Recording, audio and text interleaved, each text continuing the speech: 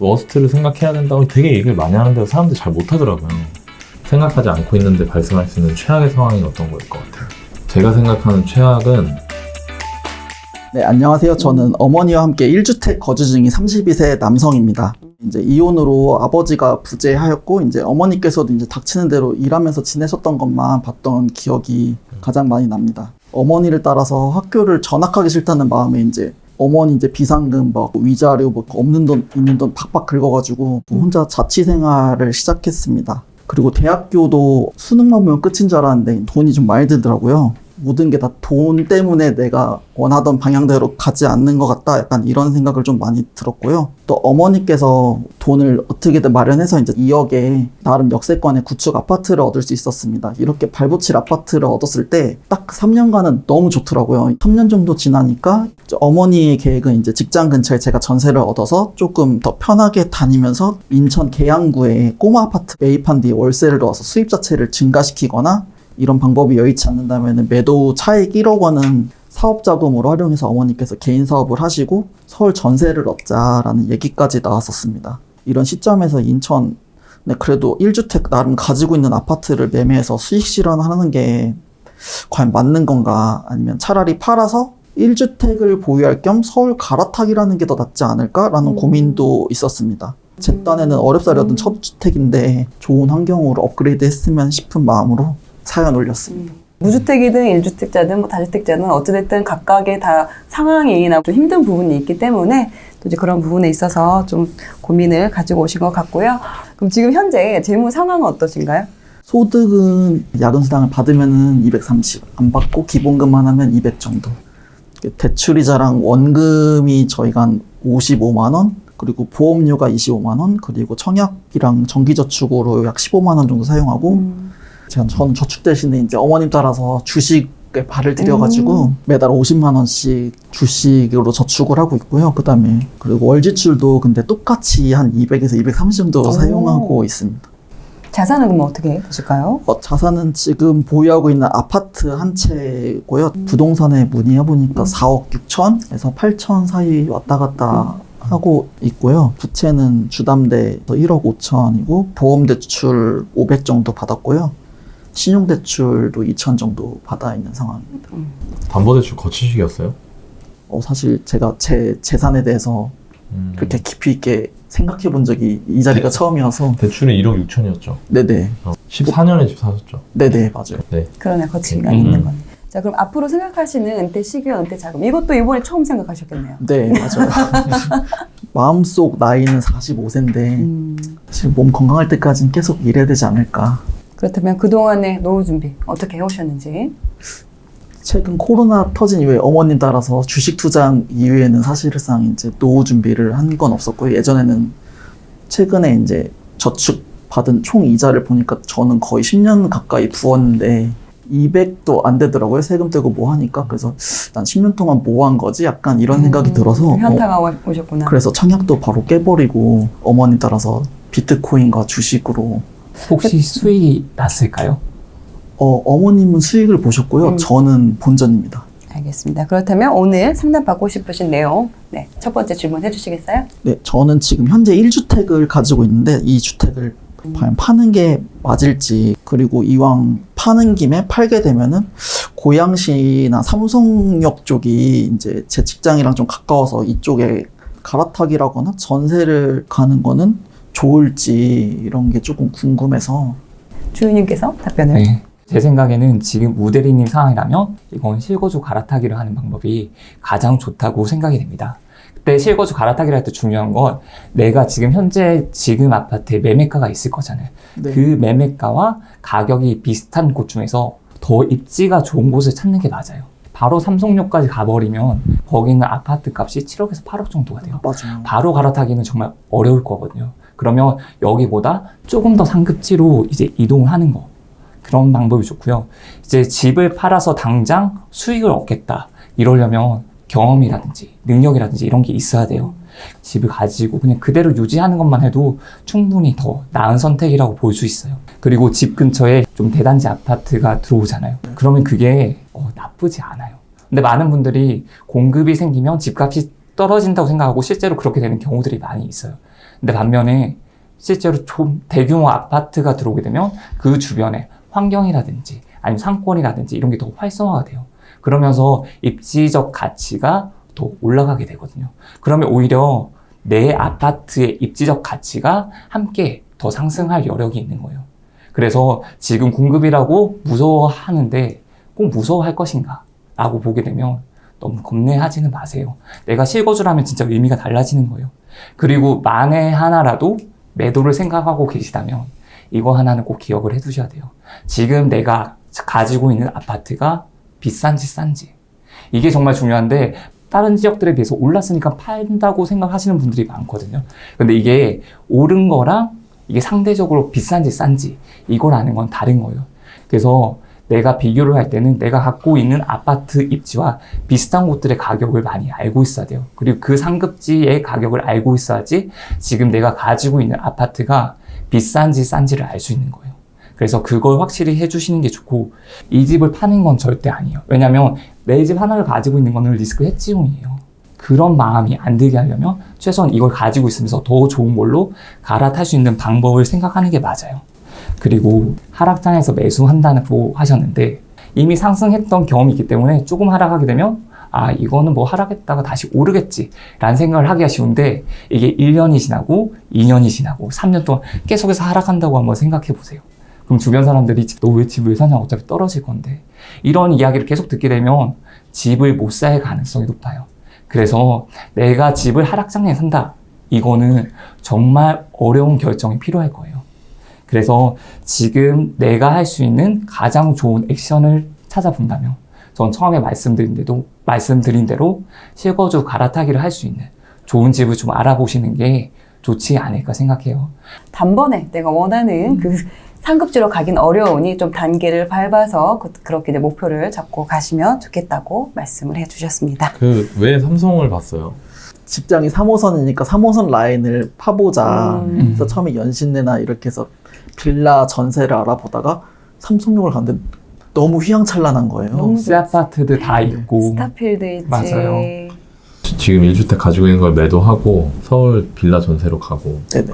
그렇게 됐을 때 생각하지 않고 있는데 발생할 수 있는 최악의 상황이 어떤 거일 것 같아요? 제가 생각하는 최악은 이제 전세 사기당해서 깡통 전세 되는 거. 내가 집을 팔았는데 지금이 4억 6천이라고 했는데 더 5억 6천이 됐어. 근데 음. 이 정도인데 이거 정도는 가만히 될 것 같아요. 어쨌든 남들은 억 단위 모으는 것도 쉽지가 않은데 어쨌든 집을 팔아서 2억이 생겼으니까 여기서 올랐는데 왜 팔았어 하고 배부른 투정하는 건 조금 아닌 것 같고 제가 생각하는 최악은 깡통 전세가 아니라 매도한 집은 오르고 내가 살고 있는 집의 전세가가 오르고 그렇게 해서 투자가까지 잘못됐을 때 그게 최악인 거예요. 그렇게 돼도 대응할 수 있는 방법이 있을까? 이 인식의 차이가 필요해요. 이거를 알아야 돼요. 그럼 베스트는 뭐냐? 집 팔고 수익이 나면 좋죠. 베스트예요. 그러면 빌라 거주, 직장 가까운 데서 거주하면서. 근데 대부분 사람들이 이런 결정을 할 때 베스트만 생각해요. 근데 그거를 판단할 수 있는 게 자기밖에 없는 게 그걸 수행하는 자체가 자기잖아요. 주체가. 그럼 스스로한테 물어보셔야 돼요. 우리 어머니는 어떤 투자자시지? 나는 어떤 투자자지? 나는 수익을 낼 수 있나?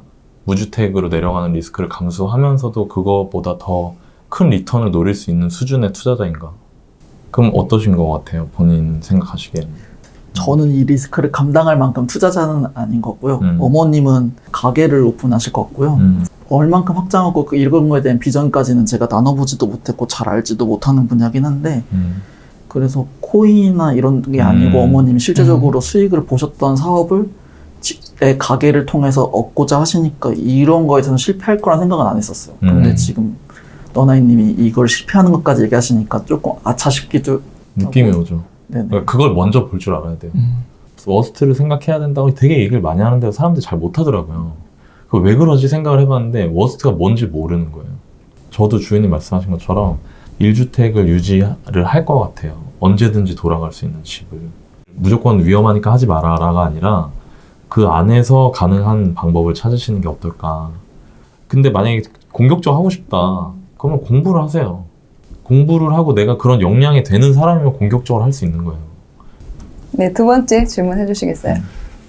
네, 현재 주식으로 저축을 하고 있는데 자본수익 증대를 해서 준비해야 되거나 혹은 지금 당장 해야 된다면은 무엇을 하면 좋을지.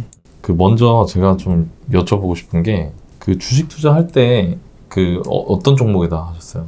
처음에는 급등주 친구 따라서 했는데 100만 원으로 해가지고 500만 원까지 벌었다가 마이너스 200이 되더라고요. 와. 다시 이제 추천을 해줘가지고 그래서 들어간 게 테슬라를 샀어요. 200달러에 900달러나 1000달러쯤에. 근데 저는 못 기다리고 팔았죠. 친구는 계속 들고 있어서 자기 전세금 5천을 넣어서 그 친구는 부자가 됐어요. 너는 성격상 겁도 많고 못하니까 지수 추종하는 ETF 넣고 10년, 20년 차곡차곡 모아서 나중에 조금씩 오르면은 이자는 1%인데 주식으로 그래도 5%, 6% 먹는 건 어떻겠느냐 해서 지금 그렇게 투자하고 있고요. 그 결과가 되게 마음에 들어요. 그 테슬라는 처음에 마음에 들었는데 내가 알고 한 것도 아니고 그냥 따라갔다가 팔고 나니까 아 이때 왜 팔았지? 약간 손에 땀이 나고 막 오히려 벌었는데 벌었는데 기분이 더 안 속상해. 좋더라고요. 급등주는 또 잃고 왜 그랬던 것 같아요? 사회복지사회 다른 직업들은 이제 코로나로 이제 다 실직된다, 잘린다, 실제로도 막 배달하고 있고 막 투잡하고 이런 사람들도 주변에 많으니까 이참에 이런 불확실성에 바로 큰 돈을 넣어서 내가 뭐라도 좀 건지면은 앞으로가 조금 안정적이지 않을까 약간 막연한 생각과 조급함에 던졌던 것 같아요. 그 원인을 생각해보니 내가 되게 급했던 것 같다는 거잖아요. 그럼 그 친구는 테슬라를 어떻게 그렇게 들고 있었을까요? 급하지 않았던 것 같아요, 이 친구는. 훨씬 오랫동안 했었고 일단 이 종목에 대한 믿음이 확고하더라고요. 무조건 어디까지 간다 약간. 그리고 이 친구도 어느 시점 되면은 칼같이 팔고 잊어버리더라고요. 그러니까 투자를 해서 돈을 남기기 위해서 돈을 안 잃고 벌기 위해서 뭘 해야 될까요?를 물어보셨잖아요. 지금 다 알고 있어요, 본인이 답을. 일단 급하면 안 된다. 그 테슬라 주가 급등과 급락을 반복하면서 계속 거기까지 올라갔잖아요. 그 과정에 엄청나게 많은 투자자들이 매도했을 거예요. 근데 그걸 끝까지 가져가서 지금 뭐 몇십 배의 수익을 낸 사람들이 있잖아요. 그 사람들은 뭐가 달랐길래? 확신이 있으니까. 근데 되게 사람들이 쉽게 말해요, 이런 걸. 확신을 가지고 해야 된다. 근데 확신이 그냥 나오나요? 그 확신을 갖기 위해서 해야 되는 게 우리 우대리님의 저녁 시간과 주말과 노력을 바꾸는 거예요. 저는 또 주식을 해오셨기 때문에 부동산 투자를 해보세요라고 뭐 굳이 그렇게 말하고 싶진 않아요. 그러니까 지금까지 주식 투자를 하셨잖아요. 그럼 그 주식 투자를 지금까지 나는 ETF를 통해서 되게 안정성 있게 운영하는데 뭐 방점을 뒀는데 일단 그게 내가 만족스럽다면 저는 그 방법을 계속 하시는 게 낫지 않을까. 대신 이거는 시간이 필요하죠.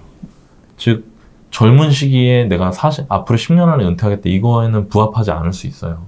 그치만 노후 준비에 내가 어떤 리스크 테이킹을 많이 안 하면서 노후 준비를 할 수 있다. 그거에는 부합할 수 있어요. 나는 그거보다 조금 더 빨리 은퇴를 하고 싶다. 나 돈 벌고 싶다. 나도 돈이랑 더 많이 벌고 싶다. 라고 하면 제가 어디에 투자해야 될까요? 보다 제가 이러이러한 거에 대해서 공부를 해야겠습니다 라고 마음을 먹는 게 훨씬 더 중요한 거예요. 저라면은 그 친구분하고 친하세요? 네, 친하다고 친하세요? 생각. 그럴 때 어떻게 해야 되냐면 그 친구한테 다음엔 뭐 사야 돼? 라고 물어보면 하신 거예요. 너 주식 투자 이렇게 해오면서 그동안 네가 생각하기에 중요하다고 생각했던 게 뭐고 내가 그걸 좀 배우려면 어떻게 해야 될까? 그리고 아무리 친한 친구 사이라도 값을 치러야 돼요. 그런 거 물어볼 때는. 예, 하다못해 밥이라도 해야 되는 거예요. 예, 그렇게 해서 투자 공부를 해보시면 좋을 것 같고 조급하게 하지 마시고 주변에 투자로 성공한 지인이 있다는 거는 엄청난 굉장한 기회이고 예, 럭키죠. 장점이에요. 사실 저는 운이 있는데 제가 그 운을 잘 못 잡더라고요. 준비가 안 돼서 그런 거 같아요. 그렇지. 그러니까 너무 지금 잘 알고 있어요, 본인이. 그럴 때 왜 준비 안 됐을까를 봐야 되는 거지. 제가 이제 뭘 어떻게 해야 될까요? 보다. 왜냐면 내가 이미 경험한 게 있으니까. 저 이거 솔직히 우대리님 사연 읽으면서 되게 저는 약간 짠하더라고요. 그 순박한 청년, 열심히 사는 청년의 그런 느낌이 있어요. 나이도 이제 32이잖아. 너무 좋아요. 좋은 친구도 있고 나는 어릴 때 돈으로 인해서 이런 거가 있었다라는 그런 안 좋은 마음 생각이 들면 다 털어버리고 좋은 점을 보면서 실제로 성공한 친구한테 정중하게 값을 치르고 배우세요. 너무 제 안에 열등감에 인사이트가 자꾸 좁아진 그래. 것 같아요. 저는 그게 느껴졌어요. 그래서 맞아요. 친구한테 만약에 나 이제 진짜 정식으로 너한테 배우고 싶다 라고 한마디 하면서 진짜 한번 좀 제대로 알려달라 이 말만 한 번만 해도 사실 그 친구분은 너무 고마울 수도 있어요. 아, 내가 이제 얘를 진짜 도와줄 수 있겠구나 이런 생각이 오히려 많이 들 거예요. 그렇지. 그리고 시키는 대로 잘해야 돼. 정말 그게 제일 중요해. 자기 자존심 부리지 말고 이거 하라고 하면은 오케이 알겠습니다 그쵸, 하고 해야 진짜. 돼요. 이건 친구가 아니고 스승이야. 맞아요. 스승으로 생각을 해야 되는 거예요. 맞는 말인데요. 한 살이라도 젊을 때 지금 약간 자존심을 약간 내려놓는 게 나을지 몇 년이 흘러도 나는 계속 그렇게 자존심만 내세우고 가진 거 없이 그럴 것인지는 본인이 선택하는 방법인 것 같아요. 네. 더 강하게 얘기해줘. 그리고 너무 나중에 뼈를 많이 먹어서.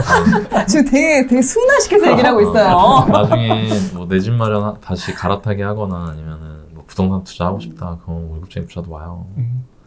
그리고 한 가지 조금만 더 말씀드리면 지금 생각할 때 32살이라는 나이가 어떻게 보면 나이가 많다라는 생각이 들 수도 있을 거예요. 저도 32살일 때는 아, 나도 나이가 많다. 이제 앞으로 뭘 시작할 수 없는 나이다. 저도 나는 맞아요. 저도 맞아요. 생각이 많은데 지금 생각해보면 32살이면 너무 좋을 때요. 그러니까 지금은 뭘 해도 될 수 있다는 걸 절대 잊지 마세요. 지금 이 시간을 후회하지 않게 달려봅시다. 달려봅시다.